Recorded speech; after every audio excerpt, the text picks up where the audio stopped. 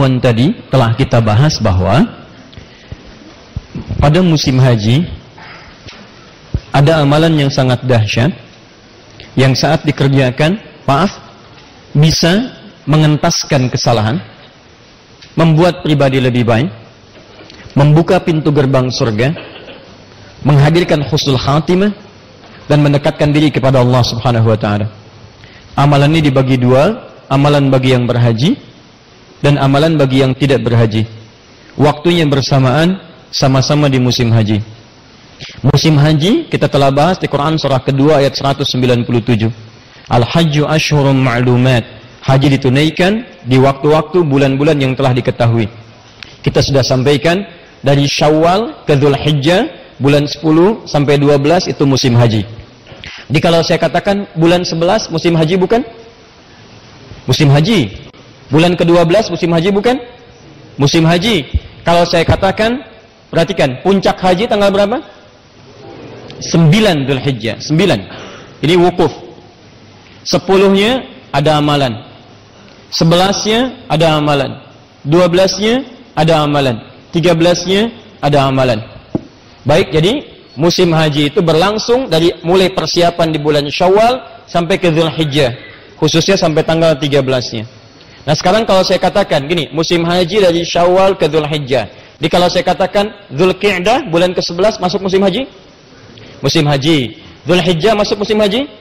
Musim haji. Artinya dari persiapan sampai ke puncak berlangsung di musim haji. Nah, kalau haji itu sudah ketahuan jelas. Sekarang ada amalan sama-sama di musim haji. Waktunya musim haji, ketika dikerjakan nilainya sangat luar biasa, bahkan jika dikerjakan dengan benar esensi haji bisa diraih juga oleh orang ini sekalipun tidak menunaikan haji. Karena waktunya di musim haji, maka harus sama-sama amalan dikerjakan di musim haji.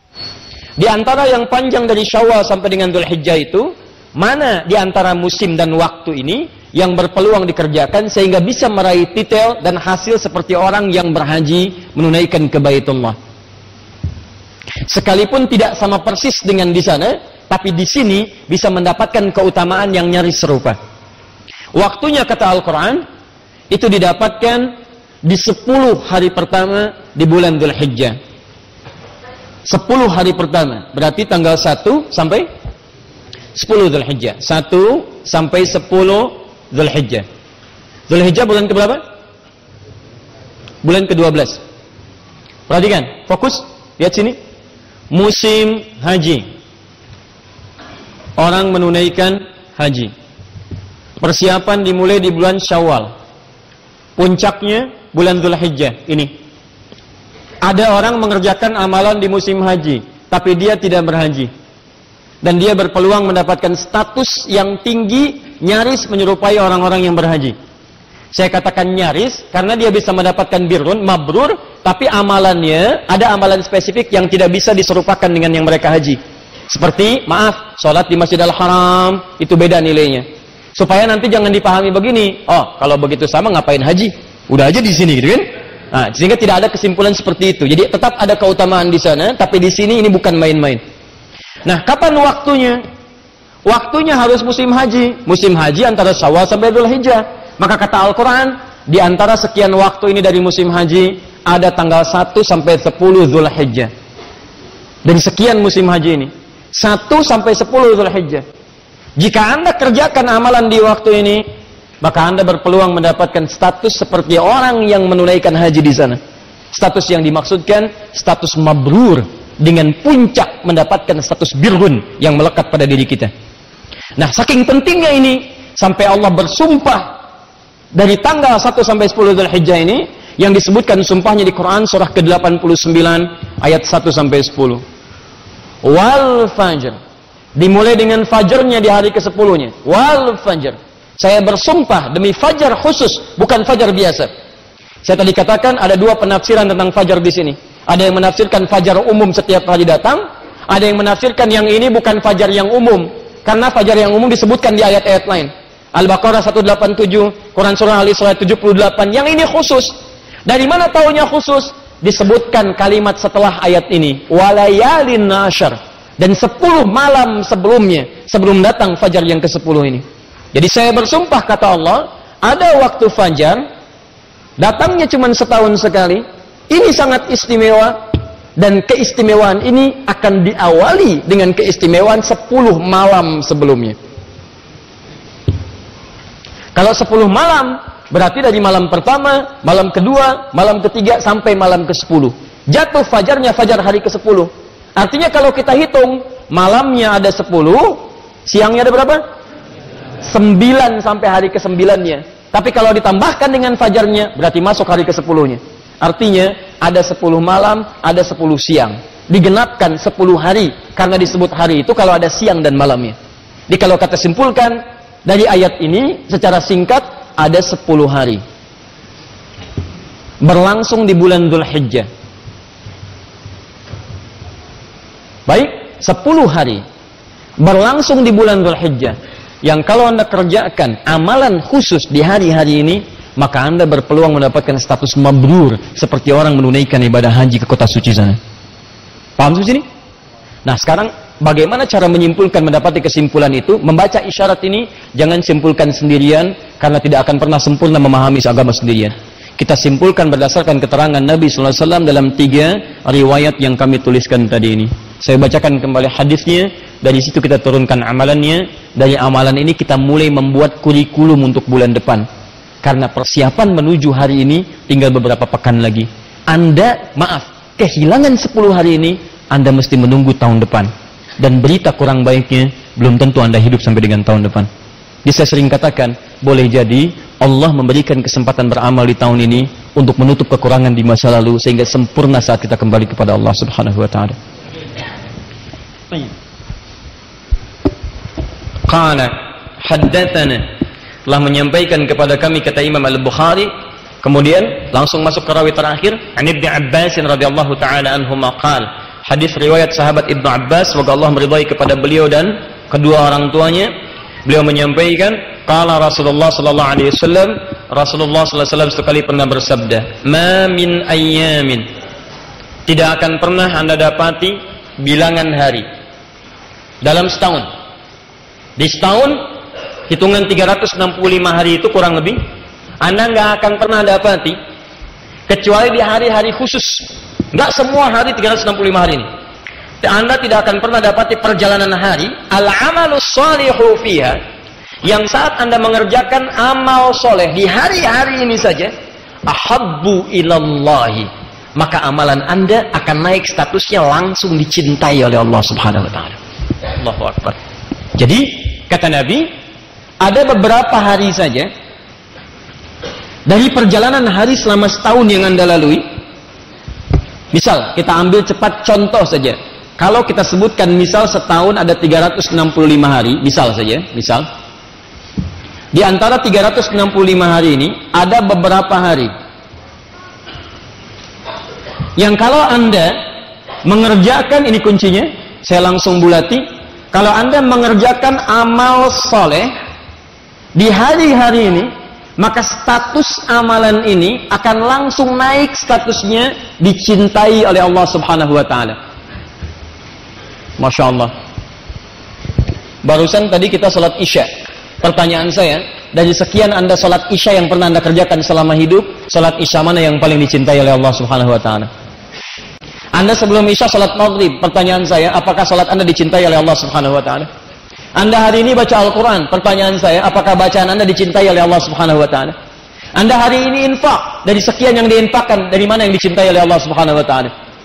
Anda hari ini beramal soleh, pertanyaan saya, apakah amalan Anda seketika dicintai oleh Allah? Tapi ketika Anda hadir di hari-hari ini, setiap yang Anda kerjakan, kalau benar itu amal soleh, statusnya akan naik langsung amalan yang dicintai oleh Allah Subhanahu wa ta'ala. Sekarang pertanyaannya, kalau Anda mengerjakan sesuatu dan amalan itu dicintai oleh Allah, bonus apa yang Anda dapatkan selain amalan-amalan yang belum tentu turun cinta Allah kepadanya? Si fulan baca Al-Quran, dapat pahala, tapi bacaannya belum tentu dicintai Allah. Pahala dia dapatkan, cinta Allah belum diraih. Si fulan B baca Quran, dia dapat pahala dan bacaannya dicintai oleh Allah Subhanahu wa ta'ala. Ketika yang bacaannya dicintai oleh Allah, selain pahala, apa yang dia dapatkan? Perhatikan keterangan di Quran surah ketiga Ali Imran ayat 31, paling kiri sebelah atas.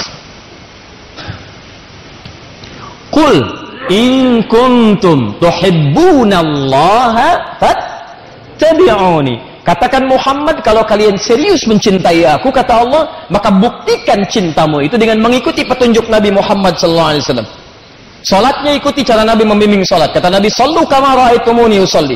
Al-Bukhari nomor hadis 651. Salatlah kalian seperti kalian melihat aku salat. Puasa, ikuti cara Nabi puasa. Makan, ikuti cara Nabi makan, dan seterusnya. Begitu kita ikuti dari bangun tidur sampai dengan tidur kembali, sampai dirangkum oleh Imam Al-Bukhari dalam kitab Sahih Al-Bukharinya, sampai beliau beri nama kitab Sahihnya bukan sekedar kitab. Saya tidak menginginkan, kata Imam Al-Bukhari kalau dalam bahasa kita, saya tidak menginginkan Anda menjadikan kitab saya sebagai koleksi yang cuma Anda pajang, Anda deretkan jadi tampilan dalam kehidupan. Kalla. Kata beliau, kitab saya ini Al-Jami As-Sahihul Musnad Al-Mukhtasar min umuri Rasulullah sallallahu alaihi wasallam wa sunanihi wa ayyamihi.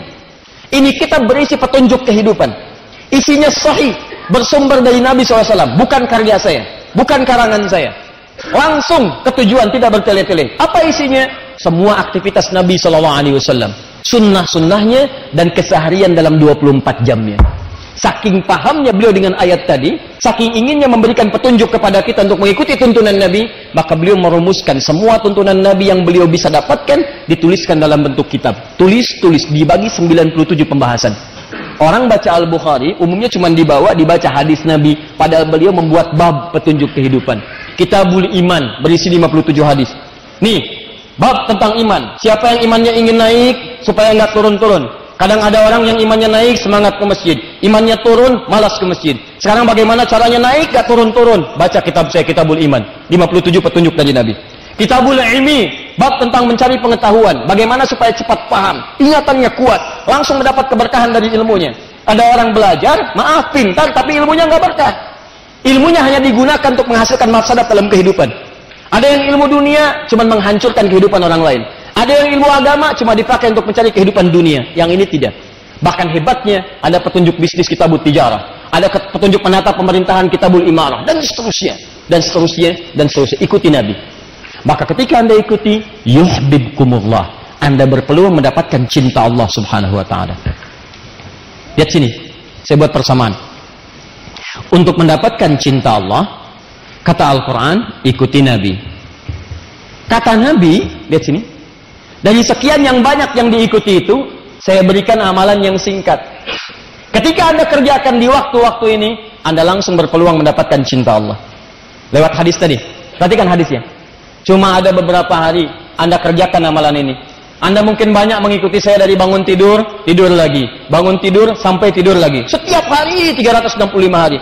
Kalau mau singkat, padat, Anda gunakan cara yang cerdas. Cari beberapa hari ini, Anda kerjakan amalan di situ, seketika cinta Allah Anda dapatkan. Ketika Anda dapatkan ini, maka bonusnya, teruskan ayatnya. Wa yaghfir lakum dzunubakum. Ketika Anda kerjakan amalan itu, cinta Allah diraih, maka seketika Allah akan mengampuni semua dosa-dosa Anda. Semua dosa diampuni. Ini bonusnya. Orang yang dicintai oleh Allah, maka seketika hal pertama yang ia dapatkan bukan sekedar pahala, tapi Allah akan mengampuni semua dosa-dosanya. Dan itu nanti ada ukurannya, awas, hati-hati. Jangan Anda simpulkan bahwa saya mengerjakan amalan di hari-hari ini, seketika cinta Allah datang. Tidak. Nanti akan ada ukuran-ukurannya. Dari mana Anda tahu ketika mengerjakan cinta Allah lahir didapatkan oleh Anda? Nanti kita akan bahas itu semua. Tapi saya ingin pahamkan dulu, dari 365 hari, ada beberapa hari yang kalau Anda mengerjakan amal soleh, Anda mendapatkan cinta Allah. Kalau Anda ingin mendapatkan cinta Allah, ikuti Nabi. Kata Nabi, ada beberapa hari. Kerjakan ini, maka Anda mendapatkan cinta Allah. Apa bonusnya? Semua dosa Anda akan diampuni. Siapa yang tidak punya dosa boleh angkat tangan? Saya pulang. Dosanya sedikit? Agak banyak? Banyak? Masya Allah, saking banyak nggak bisa ngangkat. Siapa yang mau masuk surga angkat tangan? Masya Allah. Luar biasa. Ngaku banyak dosa, pengen ke surga.